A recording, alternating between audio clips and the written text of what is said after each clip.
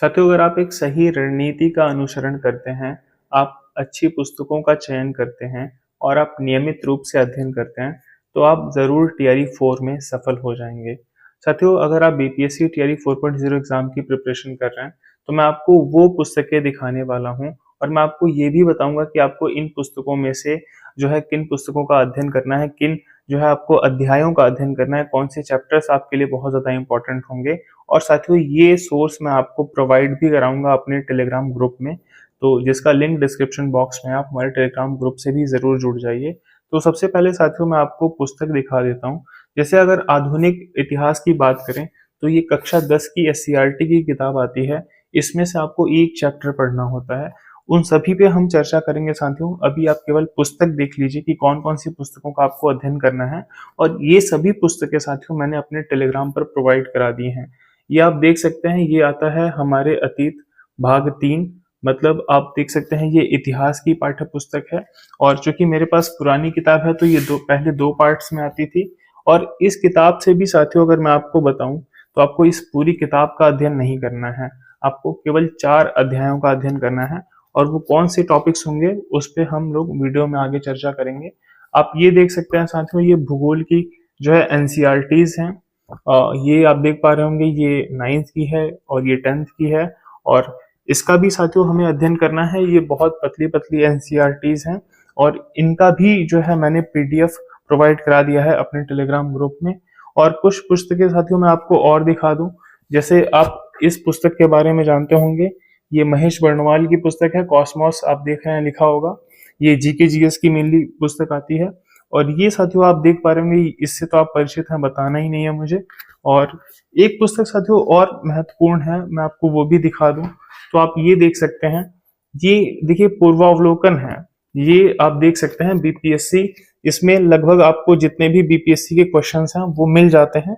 और इसका भी साथियों मैं आपको बता दूं कि अगर आपके पास पुराना वाला ये पूर्वावलोकन है, जिसमें 69वीं बीपीएससी तक के क्वेश्चंस हैं, तो मैं आपको बता दूं कि 17वीं बीपीएससी, चाहे वो पुनर्परीक्षा हो, चाहे वो मेन जो एग्जाम हुआ था प्रीलिम्स, उन सभी के क्वेश्चन पेपर और फाइनल आंसर की मैंने अपने टेलीग्राम पर प्रोवाइड करा दिया है।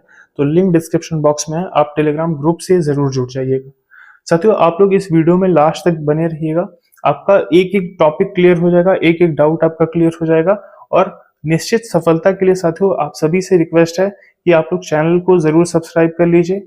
मेरा चयन बीपीएससी टीआरई 2.0 से टीजीटी और जूनियर दोनों ही पोस्ट पर हुआ था। और साथियों जीएस में मेरे बहुत ही अच्छे मार्क्स थे, तो मैं आपको वही चीजें बताऊंगा जो मैंने खुद फॉलो की थी। तो आप लोग वीडियो में लास्ट तक जरूर बने रहिएगा। सबसे पहले हम बात कर लेते हैं आधुनिक इतिहास की तैयारी हम किस प्रकार करेंगे।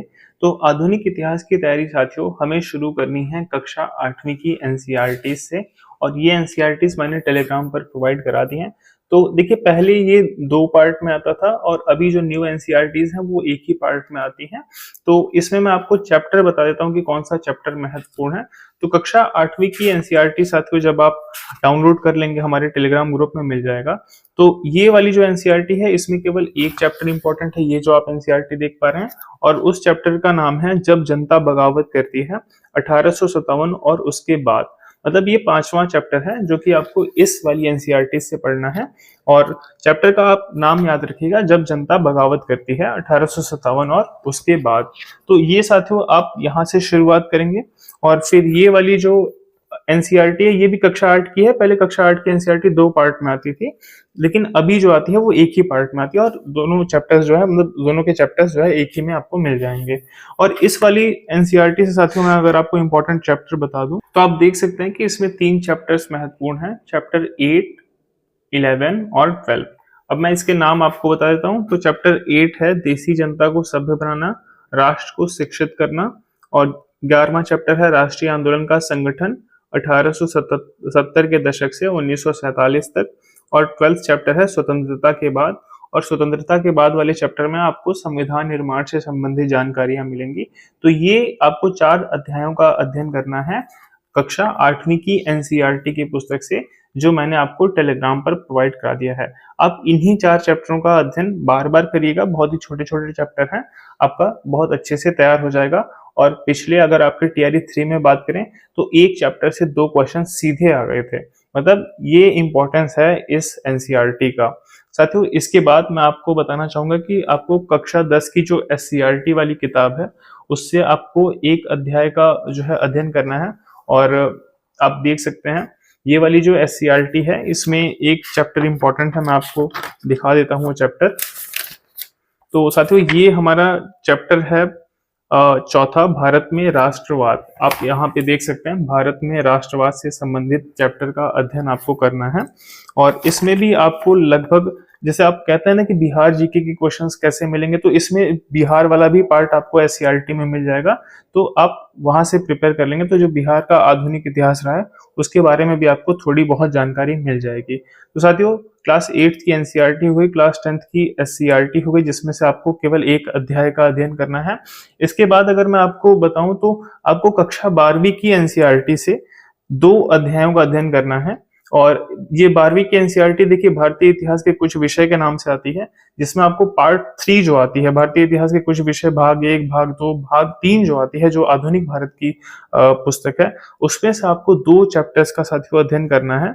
और ये 2 चैप्टर्स हैं, एक है 11वां चैप्टर जिसमें विद्रोही और राज 1857 का आंदोलन और उसके व्याख्यान, और एक चैप्टर विषय 13वां है, मतलब कि जो अध्याय 13 है, महात्मा गांधी और राष्ट्रीय आंदोलन, सविनय अवज्ञा और उससे आगे। तो ये जो 2 चैप्टर्स हैं साथियों ये बहुत ही महत्वपूर्ण है। और इस प्रकार आपके आधुनिक भारत का इतिहास जो है वो लगभग कवर हो जाता है, मतलब प्रश्न आने की जो संभावना है वो यहीं से है। लेकिन इसके बाद भी मैं आपको सजेस्ट करूंगा कि आपके पास ये वाली किताब अगर नहीं है तो जो है, अगर आपके पास पुरानी ही किताब है जिसमें 69वीं बीपीएससी तक के क्वेश्चन है, तो आप नई मत खरीदिएगा, क्योंकि मैंने 17वीं बीपीएससी, चाहे वो पुनर्परीक्षा हो चाहे वो मेन परीक्षा हो प्रीलिम्स की, मैंने उसके क्वेश्चन पेपर फाइनल आंसर के साथ में अपने टेलीग्राम पर प्रोवाइड करा दिए, तो आप डाउनलोड कर लीजिएगा। तो वहां से भी आप जो है इतिहास के, जो आधुनिक इतिहास के आपको प्रश्न मिलते हैं, आप उनको सॉल्व कर लीजिए। और आप ये वाली जो किताब आपके पास पहले से है जिसमें आपको के पास 69वीं बीपीएससी तक के क्वेश्चन थे, वहां से आप जो है आधुनिक इतिहास के पूरे प्रश्न लगा लीजिएगा। साथियों इसके बाद जो है आपका कंप्लीट कवर हो जाता है आधुनिक भारत का इतिहास। मैं आपको जितनी चीजें सजेस्ट कर दिया हूँ ये पर्याप्त है, मतलब इससे ज्यादा या इससे बाहर आने की संभावना नहीं है। तो अगर आप इतना ही कर लेते हैं, क्योंकि इसमें आपको जो है बिहार से संबंधित भी आधुनिक इतिहास के क्वेश्चंस मिल जाते हैं, तो आप जो बिहार से संबंधित आधुनिक इतिहास है उसके केवल क्वेश्चंस प्रैक्टिस कर लीजिएगा इस वाली किताब से, ताकि आपका वो भी कवर हो जाए। उसके लिए आपको अलग से कोई जीके वगैरह की किताब पढ़ने की आवश्यकता ना पड़े। तो साथियों ये रही कंप्लीट आधुनिक भारत के इतिहास की आप तैयारी किस प्रकार से करेंगे उसके बारे में। और अब हम बात करेंगे साथियों कि आप भूगोल की तैयारी किस प्रकार करेंगे। भूगोल के लिए आप शुरुआत करेंगे कक्षा 9 की एनसीईआरटी की पुस्तक, आपको ये दिख रही होगी, आप इससे शुरुआत करेंगे अपनी तैयारी की। और इसमें देखिए जो चैप्टर्स दिए हुए हैं मैं आपको बता देता हूँ उनके नाम, और आप इन्हीं चैप्टर्स का देखिए अध्ययन करेंगे एनसीईआरटी की पुस्तकों से। और यही सेम जो चैप्टर्स हैं साथियों आप यहाँ पर देख सकते हैं, ये चैप्टर्स आपको पढ़ने हैं, ये आपको दिख रहा होगा। और ये चैप्टर्स हैं साथियों आकार और स्थिति, भारत का भौतिक स्वरूप, अपवाह, जलवायु, प्राकृतिक वनस्पति तथा वन्य प्राणी, जनसंख्या। साथियों ये जो चैप्टर्स आपको यहाँ पर मिल गए कक्षा 9वीं की एनसीईआरटी में, आप एनसीईआरटी से इन चैप्टर्स को पढ़ लीजिएगा। और इसके बाद आपको क्या करना है साथियों, आपके पास कोई भी किताब हो, चाहे आपके पास ये वाली महेश वर्णवाल की किताब हो कॉस्मोस की, या फिर आपके पास लूसेंट हो, या फिर एक और किताब आती है साथियों क्राउन पब्लिकेशन की, कोई भी एक आपके पास, चाहे कोई भी एक किताब हो, आप उससे जो है इन चैप्टर्स को देख लेंगे भूगोल के अंतर्गत, और इन्हीं चैप्टर्स का आप अध्ययन करेंगे। मतलब जो आपको चैप्टर्स यहाँ पे मिल रहे हैं इसी को आपको थोड़ा डिटेल में पढ़ने के लिए ये जो मैंने आपको पुस्तकें दिखाई हैं, एक क्राउन वाली भी, तो उसमें से किसी में एक से ही, मतलब ऐसा नहीं कि आप तीनों में से पढ़ने लग जाएं, जो भी एक किताब आपके पास है उसमें से आप जो है उसको पढ़ लीजिएगा। एक बार आप कक्षा 9वीं की ऐसे पढ़ लीजिएगा, फिर आप कक्षा 10वीं की जो ये वाली किताब है, ये बहुत ज्यादा महत्वपूर्ण है साथियों, यहाँ से प्रश्न आए भी हैं आपके टीआरई 3 में। तो इसमें भी आप जो चैप्टर्स देख पा रहे हैं, ये जो आपको चैप्टर्स दिख रहे हैं, आप इन्हीं चैप्टर्स का अध्ययन करेंगे।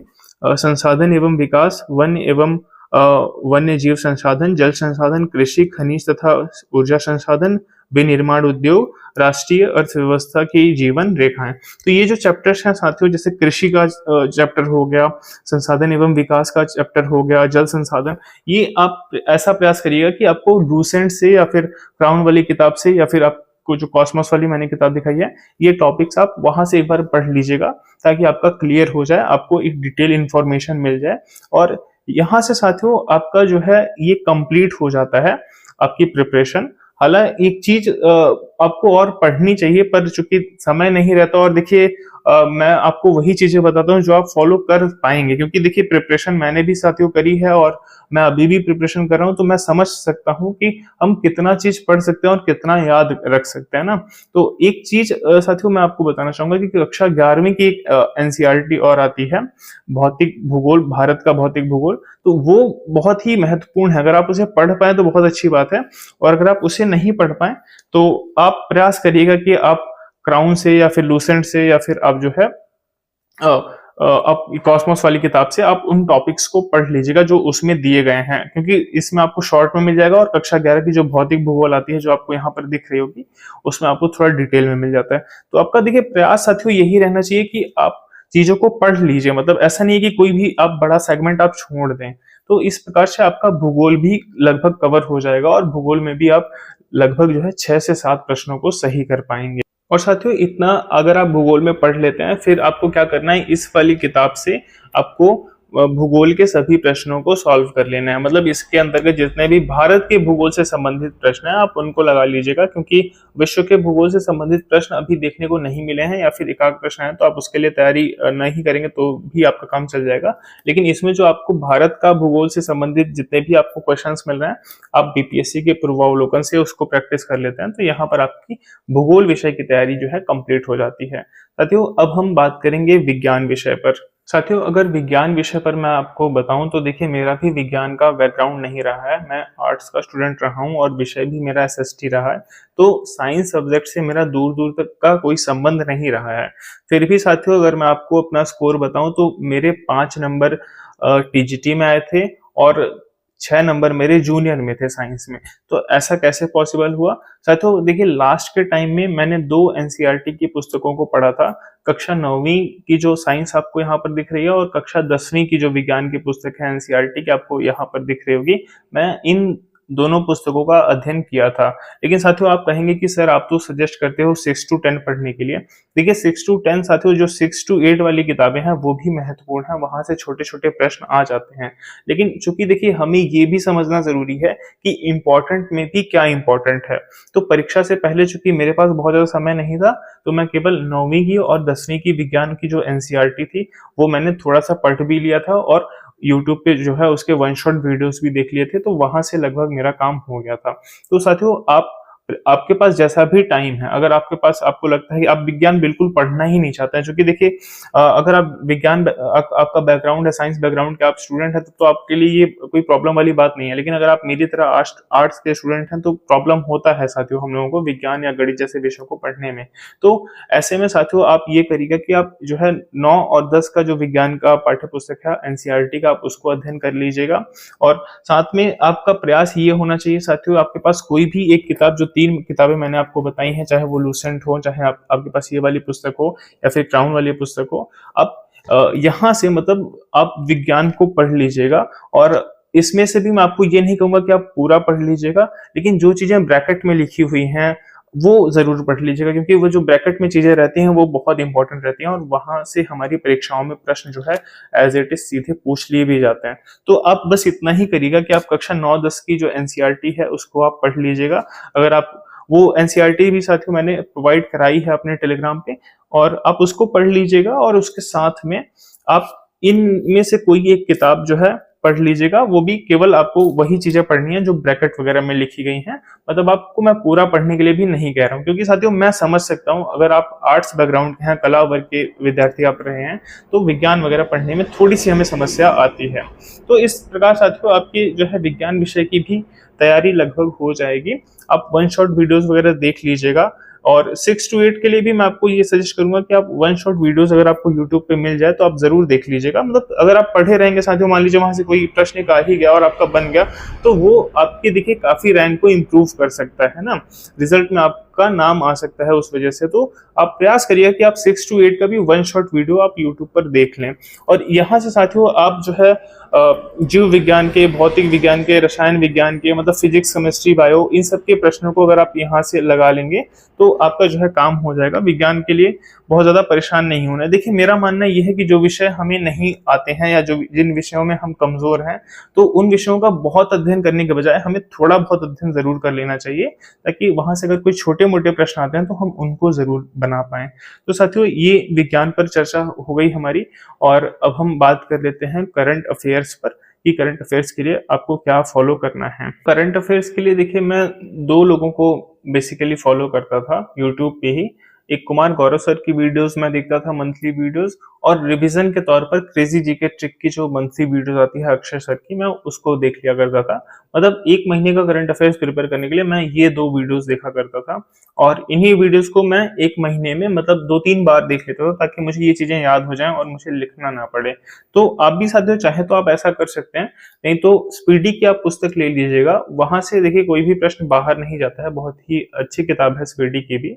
तो आप ये चीज कर सकते हैं करंट अफेयर्स के लिए कि आप या तो यूट्यूब पे फॉलो कर लीजिए, कुमार गौरव सर का भी बहुत अच्छा है और अक्षय सर का। मैं तो दोनों लोगों की वीडियोस को देख लेता था महीने में। जैसे 2-3 बार कुमार गौरव सर के वीडियोस को देख लिया, तो 2-3 बार मैंने जो है अक्षय सर के वीडियोस को भी देख लिया क्रेजी जीके ट्रिक चैनल पर। तो ये चीजें साथियों मैं फॉलो करता था, और इसके अलावा करंट अफेयर्स के लिए मैंने कुछ नहीं पढ़ा है। और करंट अफेयर्स में मेरे 6 क्वेश्चन सही थे, और जो क्वेश्चन 1-2 गलत हुए थे साथियों मुझसे, वो मेरे ख्याल से शायद बहुत कम ही लोग सही कर पाए होंगे, क्योंकि वो प्रश्न थोड़े पुराने आ गए थे।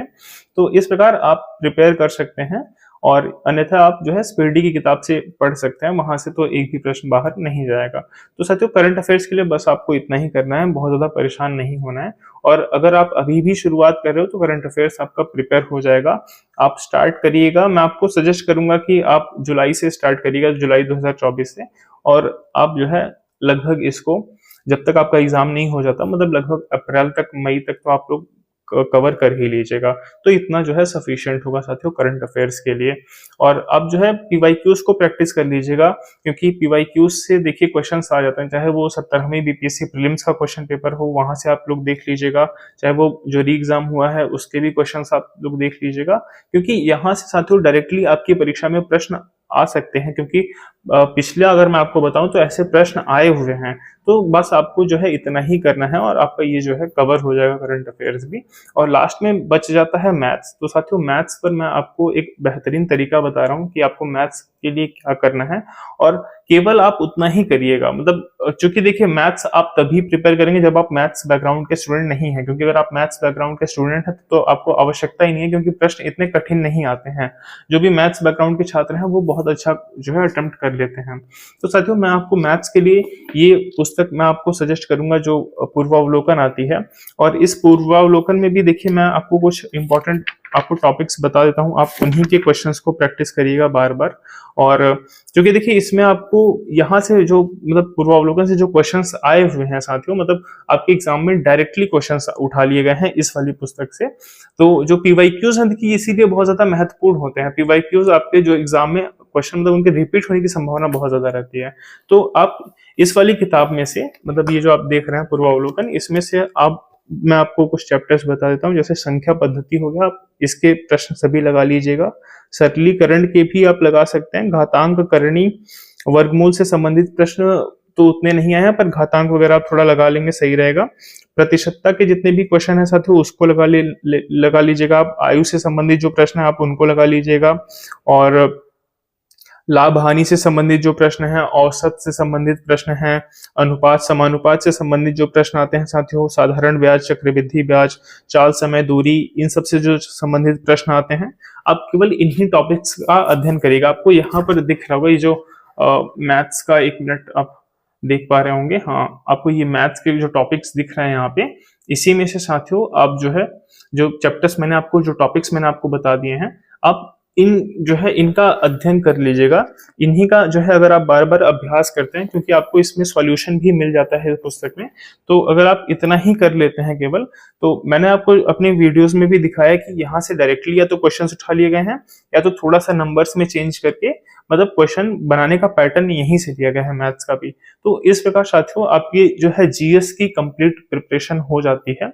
और इसके अगले वीडियो में साथियों मैं आपको ये भी बता दूंगा कि आपको जो है क्या टाइम टेबल फॉलो करना है इस चीज को प्रिपेयर करने के लिए, मतलब चूंकि अभी आपको लग रहा होगा कि आपका तो पूरा दिन इसी में बीत जाएगा ना, मतलब ये इतनी चीजें मैंने आपको दिखा दी, इतनी किताबें मैंने आपको दिखा दी, लेकिन मैं आपको अपने पढ़ने का तरीका शेयर करूंगा इसके अगले वीडियो में। तो आप लोग चैनल को जरूर सब्सक्राइब कर लीजिएगा, और डिस्क्रिप्शन बॉक्स में आपको हमारे टेलीग्राम ग्रुप का लिंक मिल जाएगा, आप उसको भी जरूर ज्वाइन कर लीजिएगा, क्योंकि ये सभी चीजें मैं आपको वहां पर ही प्रोवाइड कराने वाला हूँ।